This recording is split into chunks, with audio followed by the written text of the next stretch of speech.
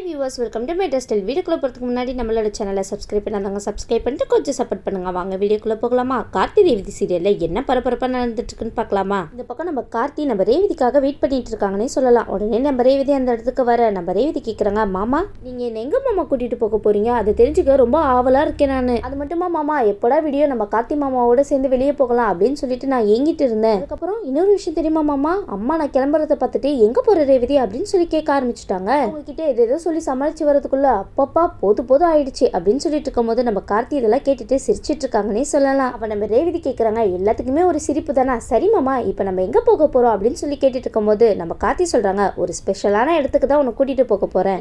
ஸ்பெஷலான இடமா? அப்படி என்ன மாமா ஸ்பெஷலான இடத்துக்கு கூட்டிட்டு போக போறீங்க என்ன அப்படின்னு சொல்லி கேட்டு இருக்கும்போது, போய் பார்க்க தானே போறேன், அதுக்குள்ள என்ன அவசரம்? ஐயோ என்ன மாமா சர்ப்ரைஸ் எல்லாம் வைக்கிறீங்க? சர்ப்ரைஸ் எல்லாம் எனக்கு உடனே தெரிஞ்சுக்கணும், இல்லைன்னா என் மண்டே வெடிச்சிடும் மாமா அப்படின்னு சொல்லிட்டு இருக்காங்கப்பா. என்ன ரேவதி லொடன்னு பேசிட்டே இருக்க, கொஞ்சம் அமைதியா இருக்க மாட்டியா என்ன அப்படின்னு சொல்லிட்டு இருக்கும்போது, சரி அமைதியா இருக்க அப்படின்னு சொன்ன உடனே நம்ம ரேவதி வந்து கார்த்தி மேல செல்லமா கோச்சிக்கிட்டு, எங்க போறாரு, எங்க கூட்டிட்டு போக போறாரு, என்ன ஸ்பெஷலான இடமா இருக்கும் அப்படின்னு சொல்லிட்டு யோசிச்சுட்டு வராங்கன்னே சொல்லலாம். உடனே நம்ம ரேவதி வந்து மறுபடியும் கேக்குறாங்க, மாமா ப்ளீஸ் மாமா சொல்லுங்க மாமா, ஏதாவது சர்ப்ரைஸா, என்னால தாங்க முடியல அப்படின்னு சொல்லிட்டு இருக்கும்போது கார்த்தி இதை கேட்டுட்டு சிரிச்சிட்டு வராங்கன்னே சொல்லலாம். போங்க மாமா, மறுபடியும் சிரிப்பா? போங்க மாமா, நீங்க எதுவுமே சொல்ல மாட்டீங்க, எனக்கு ஆர்வம் தாங்க முடியல அப்படின்னு சொல்லிட்டு இருக்கும்போது, ரேவதி நீ வந்து பார்க்க தானே போற, கொஞ்சம் அமைதியா வாமா அப்படின்னு சொல்லிட்டு இருக்காருப்பா. அப்படின்னு சொல்லிட்டு இந்த பக்கம் நம்ம கார்த்தி ரேவதிக்காக கட்டின வீட்டை தான் கூட்டிட்டு போய் காமிக்கிறதுக்காக போறாங்க. உடனே வந்து கேக்குறாங்க, மாமா யார் வீடு மாமா இது, இவ்வளவு பெருசா இருக்கு அப்படின்னு சொல்லி கேட்டுட்டு இருக்கும்போது நம்ம கார்த்தி வந்து ரேவதியை அந்த வீட்டு வாசலுக்கு கூட்டிட்டு போறாங்க. உடனே நம்ம கார்த்தி வந்து ரேவதி கையில ஒரு சாவி கொடுக்குறாங்கன்னே சொல்லலாம். உடனே சாவி கொடுத்ததுக்கு அப்புறம் நம்ம ரேவதி கேக்குறாங்க, மாமா என்ன மாமா சாவி இது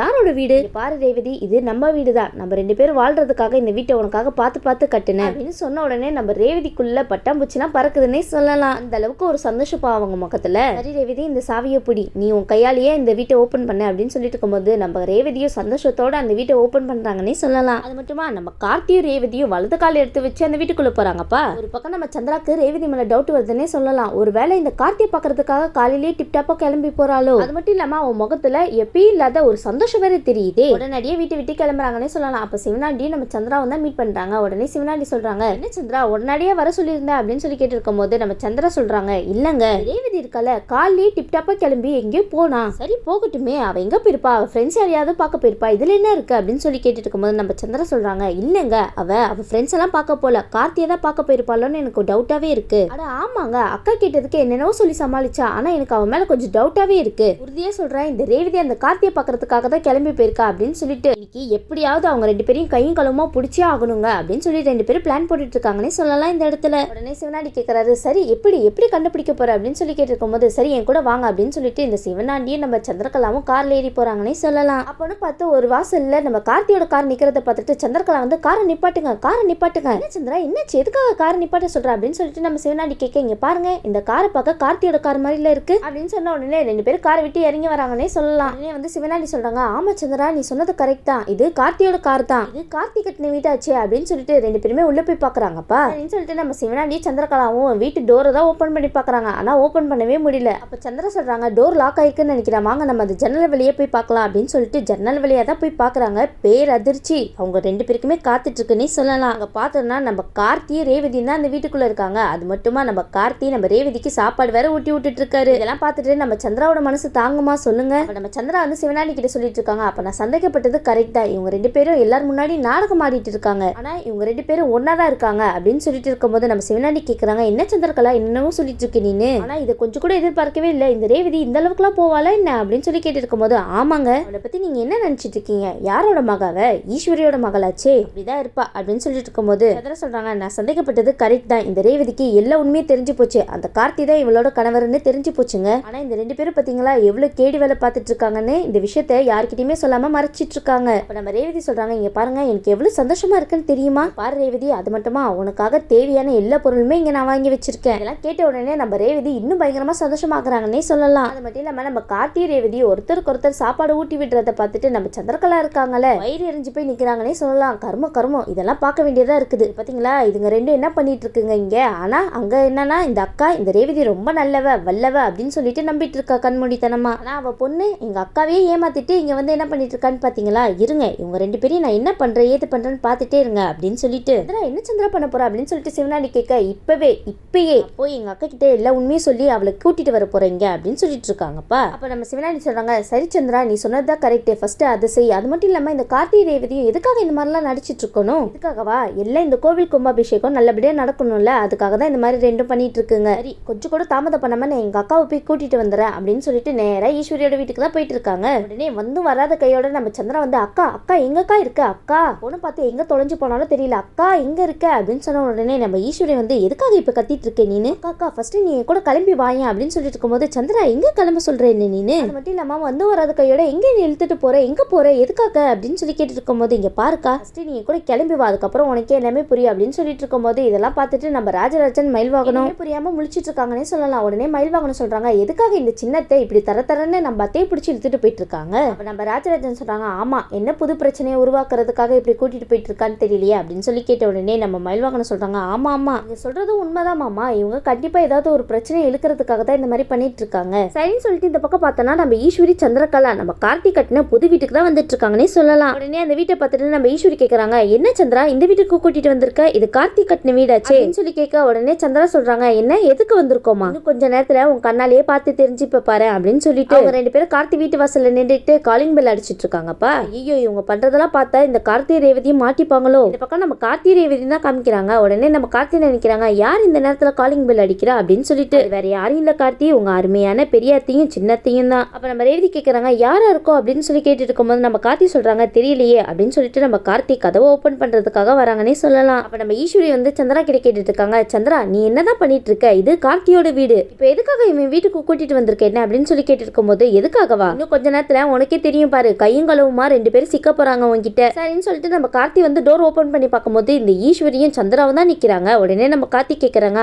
ஆமா நீங்க ரெண்டு பேரும் எதுக்காக இங்க இருக்கீங்க, என்ன விஷயம், எதுக்காக இங்க வந்திருக்கீங்க அப்படின்னு சொல்லி கேட்டு இருக்கும்போது நம்ம சந்திரா சொல்றாங்க எதுக்காக வந்திருக்கோமா, நீ கொஞ்சம் ஓரமா நில்லு அப்படின்னு சொல்லிட்டு நம்ம கார்த்தி தள்ளி விட்டுட்டு அக்கா வாக்கா நீ உள்ள போலாம் அப்படின்னு சொல்லிட்டு நம்ம ஈஸ்வரியை தரன்னு கூட்டிட்டு போயிட்டு இருக்காங்கன்னே சொல்லலாம். இந்த சந்திரா என்ன சந்திரா உங்க வீடு மாதிரி விறுவிறுன்னு நம்ம கார்த்தியவே தள்ளி விட்டுட்டு போயிட்டு இருக்கீங்க, நீங்க போங்க போங்க உள்ள யாருமே இருக்க மாட்டாங்கன்னு தான் நினைக்கிறோம். அப்ப நம்ம ஈஸ்வரி கேட்கறாங்க சந்திரா என்னதான் சந்திரா பண்ணிட்டு இருக்கே நீ அப்படின்னு சொல்லி கேட்டுக்கும் போது அக்கா நீ கொஞ்சம் அமைதியா இருக்க வாக்கையும் கூட அப்படின்னு சொல்லிட்டு இந்த சந்திரா எல்லா பக்கமும் தேடிட்டு இருக்காங்கப்பா நம்ம ரேவதியே தான். உடனே நம்ம ஈஸ்வரி கேட்கறாங்க இங்க பாரு சந்திரா எனக்கு ரொம்பவே டென்ஷன் ஆகுது, எதுக்காக வந்திருக்கோன்னு சொல்ல போறியா இல்லையா நீ எதுக்காக இவன் வீட்டுக்கு வந்து எல்லா இடத்துலயும் தேடிட்டு இருக்க நீ அப்படின்னு சொல்லி கேட்டுட்டு இருக்கும்போது நம்ம சந்திரா ஈஸ்வரி பேச்ச காதலே வாங்காம எல்லா ரூம்லயும் தேடி தேடி பார்த்துட்டு இருக்காங்கப்பா. என்னடா இது ரேவதி இங்க தானே இருந்தா இப்ப ஆள காலமே அப்படின்னு சொல்லிட்டு சந்திரா ஒரே குழப்பத்துல இருக்காங்கன்னே சொல்லலாம். நம்ம ஈஸ்வரி சொல்றாங்க இங்க பாரு சந்திரா எனக்கு ரொம்ப கோவம் வருது, நீ எதுக்காக இங்க வந்திருக்கன்னு சொல்ல போறியா இல்லையா நீனு, அக்கா இவ்வளவு நேரமா ரேவதி இங்கதான்க்கா இருந்தா அப்படின்னு சொல்லிட்டு இருக்கும்போது என்ன ரேவதி இங்க வந்தாளா, சந்திரா என்ன உளறிட்டு இருக்க, அவ எதுக்காக இங்க வர போறா, அது மட்டும் இல்லாம இந்த கார்த்திக்கும் ரேவதிக்கும் சண்டை வந்துருச்சு, உனக்கு தெரியுமா தெரியாதா, இவங்க ரெண்டு பேருக்குள்ள சண்டை இருக்கிறதுனால ஒருத்தருக்கு ஒருத்தர் பேசுறது கூட இல்ல,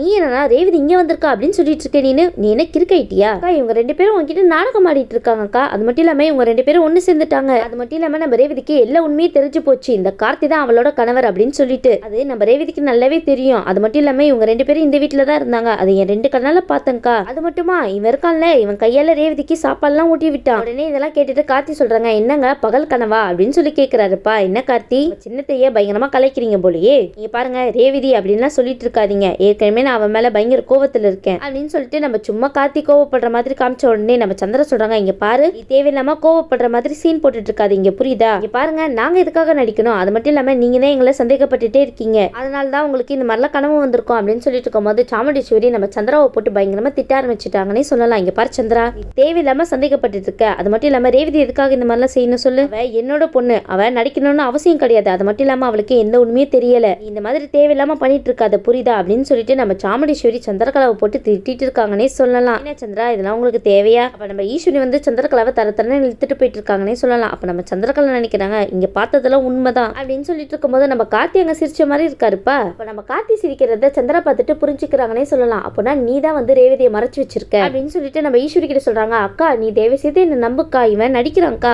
பாருக்கா அங்க சிரிச்சிட்டு இருக்கா அப்படின்னு சொல்லிட்டு இருக்கும்போது நீ பேசாம வர போறியா இல்லையா என் கூட அப்படின்னு சொல்லிட்டு நம்ம ஈஸ்வரி சந்திராவை திட்டி இழுத்துட்டு போயிட்டு இருக்காங்கன்னே சொல்லலாம். சரின்னு சொல்லிட்டு இந்த பக்கம் பார்த்தோம்னா நம்ம ரேவதி ஒரு கபோர்டுக்குள்ள மறைஞ்சிருக்காங்கன்னே சொல்லலாம். சரின்னு சொல்லிட்டு இவங்க ரெண்டு பேரும் வெளியே போனதுக்கு அப்புறம் நம்ம கார்த்தி அந்த கபோர்டை ஓபன் பண்ணிட்டு ரேவதி நீ வெளியே வரலாம். அப்ப நம்ம ரேவதி சொல்றாங்க நல்ல வேலைங்க தப்பிச்சோம், இந்த சித்தியை பாத்தீங்களா என்ன வேலை பார்க்க பார்த்தாங்கன்னு அவையும் கூட்டிட்டு வந்துட்டாங்க அப்படின்னு சொல்லிட்டு இருக்கும்போது பிளாஷ்பேக்கா ஒரு சின்ன கதையை தான் காமிக்கிறாங்க. இதுல பெரிய ட்விஸ்ட் கொடுத்ததே நம்ம மயில்வாகனம் தான் சொல்லலாம். மயில்வாகனம் வந்து கார்த்திக்கு வந்து போன் பண்ணி சொல்றாங்க எப்பா இங்க என்ன நடக்குதுன்னே தெரியலப்பா, இது சின்ன மாமியார் வீட்டுக்கு வந்து வராத கையோட அத்தையை தரன்னு இழுத்துட்டு போறாங்க, ஏதோ பிரச்சனை வரப்போகுதுன்னு நினைக்கிறப்பா அப்படின்னு சொல்லிட்டு இருக்கும்போது நம்ம கார்த்தி எல்லாத்தையும் புரிஞ்சுக்கிறாருன்னே சொல்லலாம். ஓஹோ, நம்ம 2 பேரும் இங்கதான் இருக்கோம் அப்படின்ற விஷயம் இவங்களுக்கு தெரிஞ்சு போச்சு, அதனாலதான் இந்த சின்னத்தை நம்ம அத்தையும் இங்க கூட்டிட்டு வந்துட்டு இருக்காங்க அப்படின்னு சொல்லிட்டு நம்ம கார்த்தி புரிஞ்சுக்கிறாருன்னே சொல்லலாம். அதே நேரத்துல இந்த பக்கம் காலிங் பெல் அடிச்ச உடனே நம்ம கார்த்திக்கு சந்தேகம் வந்துச்சா, சரின்னு சொல்லிட்டு நம்ம ரேவதியை ஒளிஞ்சுக்கோ அப்படின்னு சொல்லிட்டு நம்ம ரேவதியை ஒரு இடத்துல மறைச்சு வச்சுட்டு வராருன்னே சொல்லலாம். இது எல்லாத்தையும் நம்ம கார்த்தி பிளாஷ்பேக்கா நினைச்சு சிரிச்சிட்டு இருக்காங்கன்னே சொல்லலாம். அப்ப நம்ம ரேவதி சொல்றாங்க, நல்ல வேலைங்க தப்பிச்சோம், நம்ம மட்டும் கையங்காலமா மாட்டியிருந்தோம் வச்சுக்கோங்களேன், அவ்வளவுதான், அதுக்கப்புறம் நம்ம எதுக்காக இவ்வளவு பாடுபட்டோமோ எல்லா விஷயமும் வீணா போயிருக்கும் அப்படின்னு சொல்லிட்டு இருக்கும்போது நம்ம கார்த்தி சொல்றாங்க, ஆமா ரேவதி நீ சொல்றது உண்மைதான் அப்படின்னு சொல்ற உடனே நம்ம ரேவதி சொல்றாங்க, இங்க பாருங்க இந்த பிரச்சனை எப்போ முடிஞ்சு நம்ம 2 பேரும் கணவன் மனைவியா வெளியே வாழ்றது சொல்லுங்க அப்படின்னு சொல்லிட்டு இருக்கும்போது நம்ம கார்த்தி சொல்றாங்க, இங்க பாரு ரேவதி, கோவில் கும்பாபிஷேகம் மட்டும் முடியட்டும், அடுத்ததா இது எல்லா விஷயத்துக்குமே நான் ஒரு முடிவு கட்டுறேன் அப்படின்னு சொல்லிட்டு இருக்கும்போது இந்த பக்கம் நம்ம சந்திரகலா ஈஸ்வரி கிட்ட சொல்லிட்டே வராங்க, அக்கா நான் சொல்றதெல்லாம் உண்மைக்கா, என்ன நம்புக்கா அப்படின்னு சொல்லிட்டு இருக்கும்போது நம்ம ஈஸ்வரி